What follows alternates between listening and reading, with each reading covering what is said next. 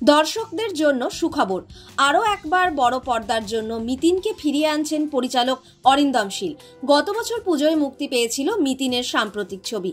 নতুন বছরে থাকছে নতুন চমক। এই ছবি নিয়ে তার পরিকল্পনা জানালেন অরিন্দম।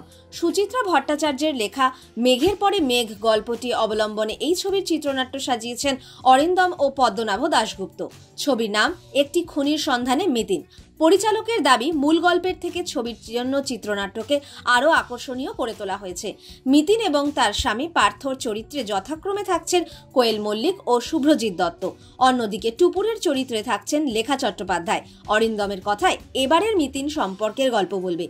বড়দের ছবি হলেও সেটা কিন্তু অ্যাডাল্ট নয়, তাই ছোটরাও দেখতে পারবে।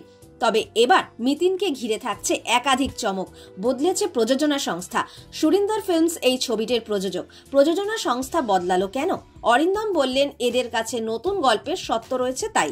তবে আমি কোনো রকম তুলনামূলক আলোচনায় যেতে রাজি নই। ছবির কাস্টিংও জোরদার। থাকছেন সাহেব চট্টোপাধ্যায়, কনিনিকা বন্দ্যোপাধ্যায়, গৌরব চক্রবর্তী, মধুরিমা বসাক, রোশনি ভট্টাচার্য, অনুসোয়া মজুমদার, দেবরাজ রায়, দুলাল লাহিড়ী, সন্দীপ দে ও শতাব ফিগার।